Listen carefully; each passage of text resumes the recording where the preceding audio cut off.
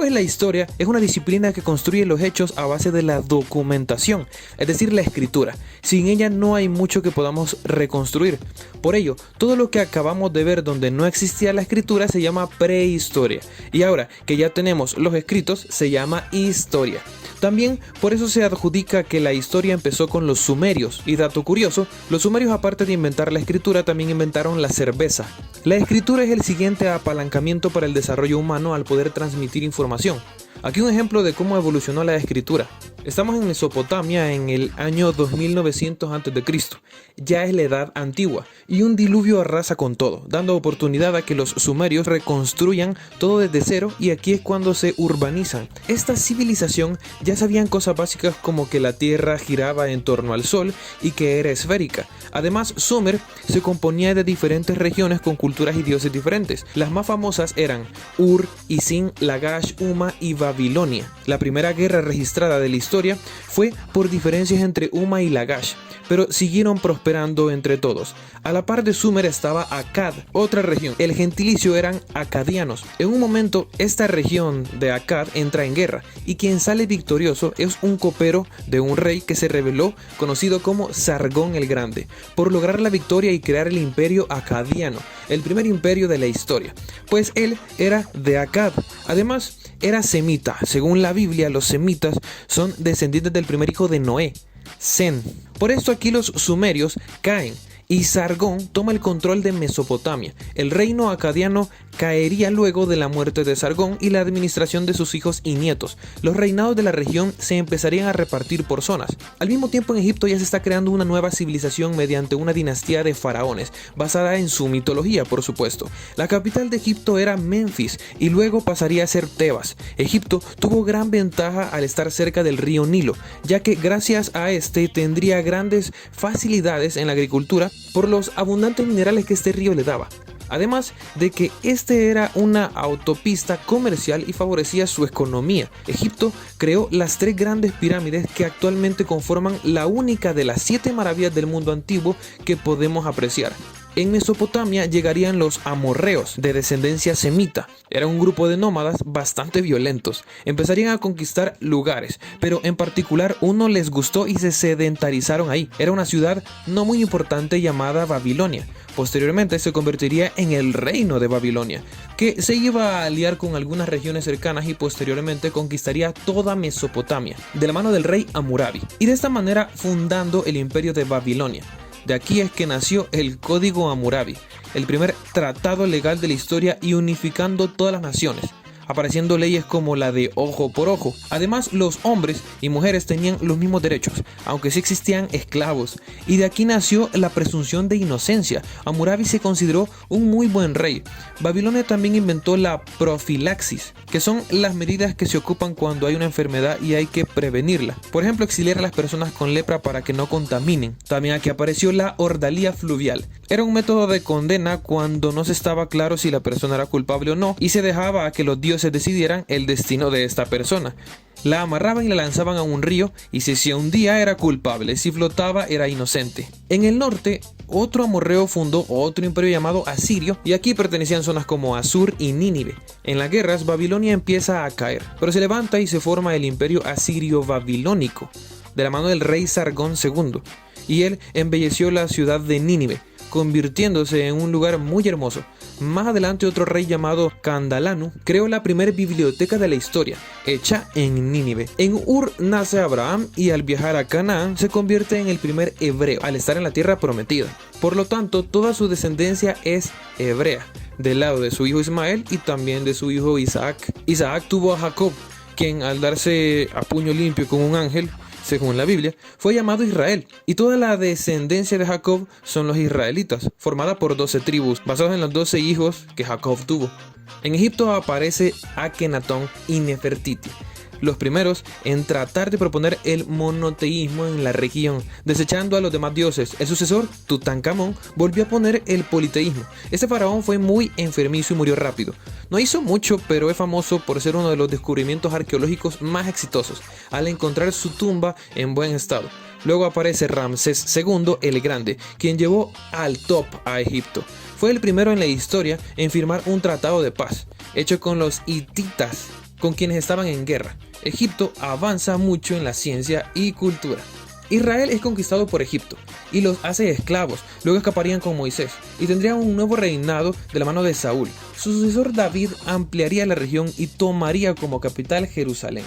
Tenían bastantes guerras. Las más famosas relatadas eran con los filisteos, de Filistea, una región cercana. Seguido de David aparece Salomón, quien lo proclaman como el hombre más sabio del mundo. Tras su muerte, Israel se divide en dos. Por un lado, el norte, conformado por 10 tribus y conservaría el nombre Israel, y el sur de 2 tribus, Judá y Benjamín, que pasarían a llamarse como la tribu de Judá. Llega a un punto en que los asirios se levantan en guerra, venciendo a Babilonia y masacrando a todo Israel. Aquí las 10 tribus de Israel desaparecen y Judea y Benjamín se rinden para sobrevivir. Los descendientes de estas dos regiones pasarían a llamarse judíos. Los asirios empezarían a decaer y Babilonia volvería a surgir y empieza el imperio neobabilónico. La mayor éxtasis de este imperio es el reinado de Nabucodonosor II, quien fue el rey con más prestigio después de Hammurabi. Hizo progresar la civilización tanto en la ciencia como en la arquitectura, y se dice que construyó los jardines colgantes hermosos, y son considerados como una de las 7 maravillas del mundo antiguo.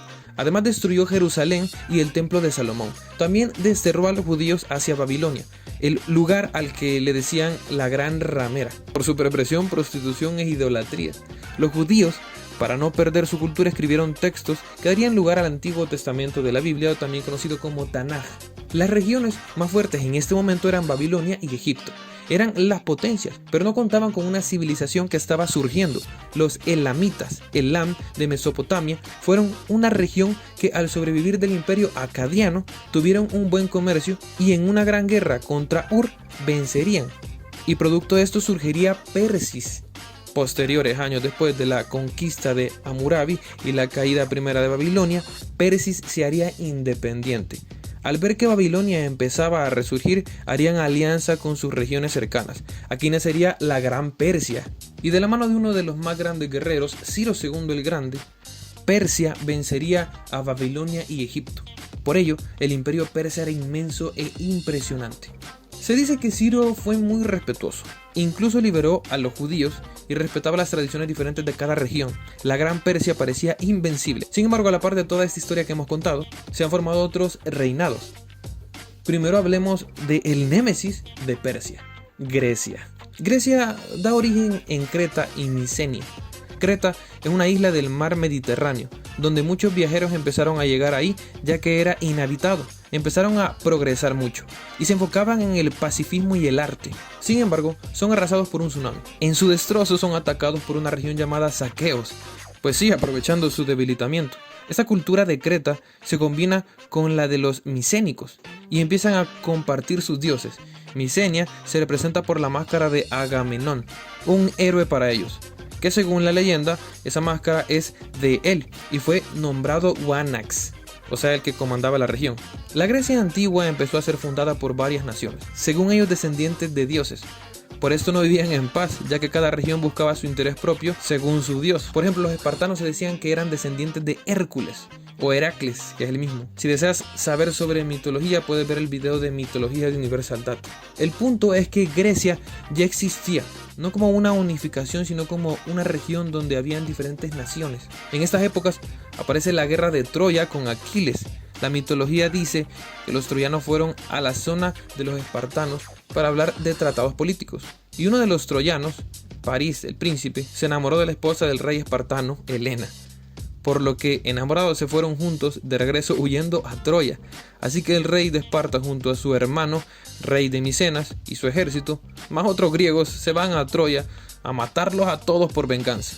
Como sabemos, el fin es que con el caballo de Troya los griegos le dan un obsequio de supuesta paz, los troyanos dejan entrar el caballo en sus grandes muros impenetrables y por la noche de ese caballo salen los griegos y los troyanos son masacrados. El espartano recupera a su esposa y todo regresa a la normalidad. Pero la región de Grecia se empieza a debilitar, no solo por esa guerra de Troya, sino porque a la par de esto Agamenón había muerto. El conflicto hizo que los dorios, un lugar cercano, aprovecharan y se conquistaran a todos, desplazando a muchos y obligándolos a vivir de la piratería. Algunos de aquí llegaron a ser los filisteos, aunque esto es solo una teoría. Y hasta que Grecia se empieza a formalizar como estado, empiezan a nacer formalmente las grandes tribus como Atenas, Tebas, Arcadia, Corinto, Esparta, Argos, etc. Todos compartían dioses y la misma lengua, pero seguían viviendo en guerra. Atenas era la ciudad más preciada, pues de aquí salen grandes avances científicos y culturales. Pues este lugar era nombrado así por Atenea, diosa de la sabiduría, hija de Zeus. Esta se representaba con una lechuza, de ahí viene la relación con la educación y este animal. De aquí salen los filósofos presocráticos como Tales de Mileto y Pitágoras. Se crearon los Juegos Olímpicos en Olimpia para honrar a los dioses, y cada vez que se hacían estos juegos había una tregua temporal en toda Grecia. El premio por ganar era una corona de olivo. Además, la música ya tenía un gran avance, ya existían instrumentos como percusiones, flautas, que de hecho la flauta es el instrumento más antiguo del mundo. También habían arpas, etc. Y se había creado el templo de Zeus, donde estaba la estatua de Zeus, una de las 7 maravillas del mundo antiguo. En estas épocas también es que sucede la trágica y graciosa historia de Esquilio, un dramaturgo griego, y es que las águilas quebraban los caparazones de las tortugas para poder comerlas. Esto lo lograban chocándolas contra una roca, y pues un águila confundió la cabeza calva de Esquilio con una roca y la chocó con una tortuga. Esquilio murió en el momento. De hecho, ya le habían predicho que esto pasaría. La profecía decía que un dardo del cielo lo mataría, según los dioses. Esto es por el oráculo de Delfos, un santuario construido cerca de Delfos donde se consultaban las dudas con los dioses. Era como un centro religioso y daba predicciones. Además, aquí también se predecían guerras. ¿Y cómo funcionaba este lugar? Pues ahí habitaban unos sacerdotes puestos por el dios Apolo. Ellos tenían contacto con lo divino para pasar el mensaje de lo que se consultaba. A la llegada de Sócrates, el oráculo decía que él era el hombre más sabio del mundo, venciendo los mitos de Salomón. Este oráculo empieza a decaer cuando empieza a tener evidentes inclinaciones políticas. Así que llegamos al punto. El imperio persa desea seguir expandiendo su conquista, ya que manejaban muchas tierras. Así que se lanzan contra los griegos. El rey persa, conocido como Darío I, es vencido. Y en su lecho de muerte dice que haberse metido con los griegos fue su peor error, y que solo los dioses podrían vencerlos. Por ello, el hijo de Darío, Jerjes, se convierte en un dios para poder vencer a Grecia. Luego de caer ante los espartanos varias veces de la mano del rey Leónidas, Jerjes por fin consigue su victoria venciendo una mínima parte de los espartanos. Esto hace que Grecia se una y todas las naciones juntas atacan a Persia. Esto obliga a que Jerjes deba retirar sus tropas y solo empieza a defenderse. Aquí inicia la decadencia del imperio persa y el crecimiento de Grecia.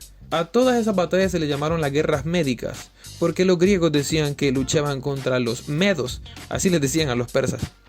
Cuando Grecia iba en ascenso, los espartanos deciden tomar la batuta de todo el lugar, formándose la guerra del Peloponeso. Se llama así porque ahí fueron las batallas.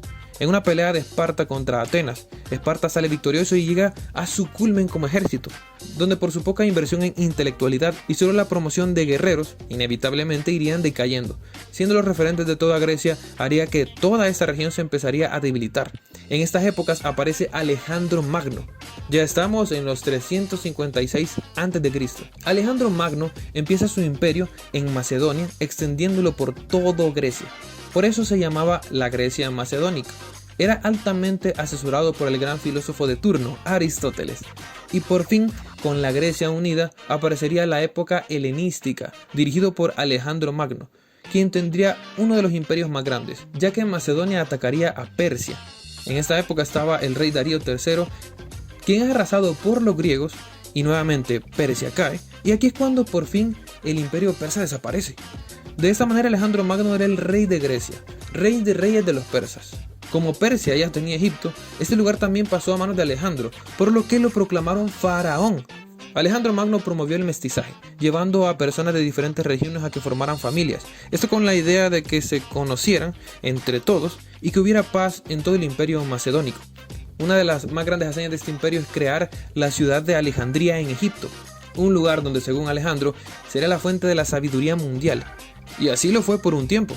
Ahí existió la primera universidad y también la famosa biblioteca de Alejandría. Esta biblioteca era prestigiosa, ya que tenía aportes de todos los escritos de los filósofos pasados, además de Hipatía, la primera filósofa, Arquímedes, un astrónomo matemático, entre otros. La gran biblioteca estaba cerca del puerto de la ciudad.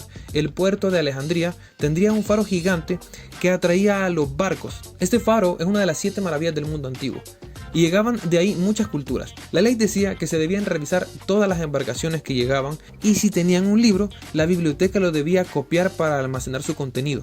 Por lo que el conocimiento que albergó la gran biblioteca de Alejandría fue enorme, coleccionando y traduciendo gran cantidad de libros.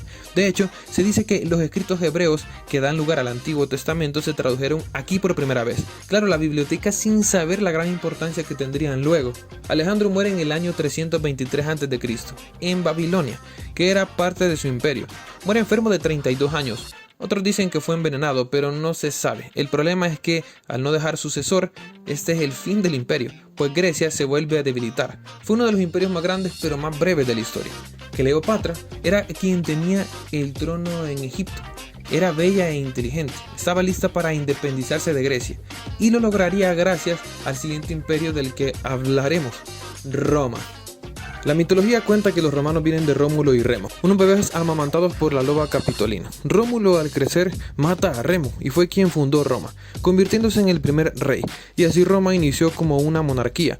Luego, todos llegaron a la conclusión que era mejor un senado, es decir, un grupo de personas gobernando y no solo una persona. Ahí nació el Senado, también inventaron el calendario tal cual lo conocemos actualmente.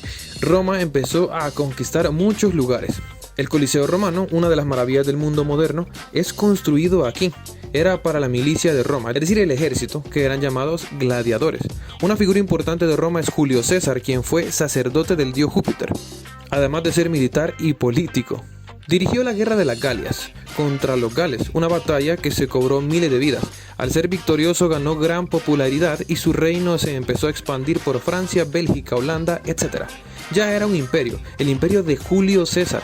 Él era un dictador, esto no le gustaba al Senado, quienes habían acabado con la monarquía. Por ello empezó la guerra civil y empieza la batalla contra Pompeyo, el militar que dirigió el ejército opositor. Por supuesto, Julio César sale victorioso. En eso recibe una visita de una tal Cleopatra, queriendo recuperar el poder que Egipto había perdido, pues Cleopatra fue la última reina.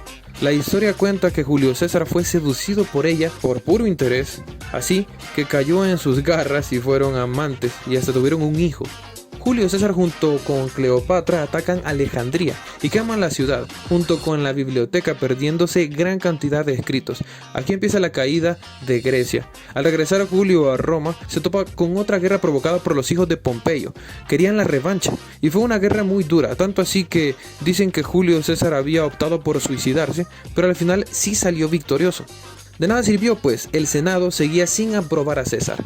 Así que un 15 de marzo fue apuñalado multitud de veces por los mismos romanos y esa fue su muerte. Estamos ya en los años 44 a.C. El hijo adoptivo de Julio César, llamado Octavio Augusto, hace una alianza con Marco Antonio, su amigo, y juntos se rebelan contra Roma, en venganza matando a todos los que se opusieron a César. Y esta vez sí, tendrían el control de todo y comienza el imperio de Octavio Augusto. Marco Antonio traiciona a su esposa, quien era la hermana de Octavio, y por lo tanto Octavio también es traicionado. Por ello escapa a Egipto. Sí, Cleopatra lo había seducido y Marco Antonio cayó. Dicen que Cleopatra era muy hermosa, pero tener de enemigo a Roma no era una muy buena idea. Por ende empieza la guerra, las tropas dirigidas por Marco Antonio contra las de Octavio. Por obvia ventaja, Octavio tiene la victoria y Marco Antonio junto con Cleopatra escapan y se refugian en lo que quedaba de Alejandría. A Marco Antonio le llega el rumor de que Cleopatra había muerto, y a pesar de que no era verdad, esto causó que Marco se suicidara. Cleopatra, al sobrevivir y sin muchas opciones, trató de seducir a Octavio también, pero esta vez no sucedió. Cleopatra no logró su cometido y huyó a Egipto, donde se suicidaría en un ritual dejándose morder por una cobra. Antes de morir pidió que la enterraran a la par de la tumba de Marco Antonio. Roma conquista Grecia y su imperio era enorme. En los últimos años de Octavio nace Yeshua ben Yosef, o como muchos lo conocen, Jesús el Cristo o Jesucristo el Mesías. Sus padres, José y María, eran de Nazaret en Galilea. Viajaron a Belén de Judea, que era lo poco que quedaba de Israel, y ahí nació. El rey de Judea era Herodes y según la Biblia, al enterarse que nacería el Cristo, mandó a matar a todos los bebés, por lo que José y María huyen a Egipto y pasan ahí unos años, en lo que pasa esta crisis. Después de la muerte de Herodes, continúa el reinado de su hijo. por lo que José y María, al querer regresarse, prefieren ir al lugar de su origen, que es Nazaret de Galilea, donde Jesús se cría. Por ello le dicen Nazareno o Galileo, porque se crió ahí, aunque su nacimiento haya sido en Belén de Judea. Por cierto, algunos historiadores piensan que esto posiblemente es falso y realmente Jesús no nació en Belén, sino que en Nazaret. Pero eso es otro tema. Había empezado el imperio de los Césares, con Julio César, luego Octavio, y después aparecería Tiberio Julio César Augusto, quien rechazó la apoteosis por primera vez, que era la costumbre de endiosar al emperador de turno. En estas épocas es cuando Jesús ya ha crecido y su polémico mensaje se empieza a popularizar, enfatizado en amor, humildad, justicia, respeto y fe. Además, le da una responsabilidad a sus seguidores diciendo que todos ellos son la luz de la oscuridad en la tierra. Pero lo polémico era que decía que era el Hijo de Dios. Al llegar a Judea, su lugar de nacimiento, los judíos que quedaban se insultaban al escuchar el mensaje y se indignaban porque como un carpintero iba a ser el Hijo de Dios.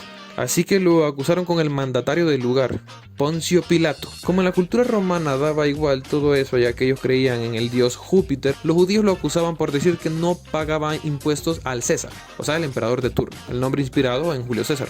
Y también lo acusaban por decir que él era un rey y que era el Cristo. Esto sí ya era preocupante para Roma, por lo que Jesús es torturado y crucificado.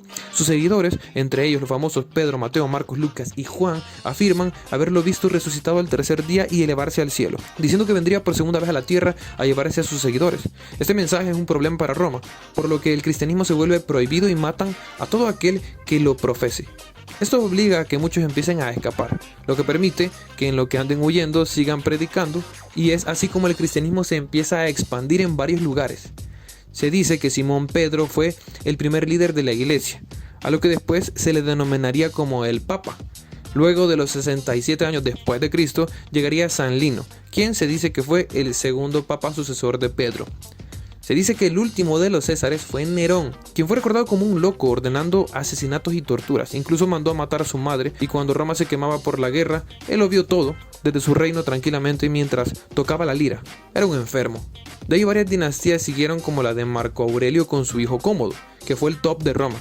Y luego empezaría a caer por diferencias entre todos y guerras civiles, hasta que llegaría Diocleciano e intentaría unir a Roma nuevamente, afirmando que el imperio era tan grande que había que partirlo en 4. Aquí empieza la tetrarquía, quienes eran Galerio, Maximino, Severo y Constantino. Fracasó esta idea cuando Diocleciano cesó de sus mandatos. Los 4 lugares entran en guerra y el ganador fue Constantino, y empieza el imperio romano de Constantino.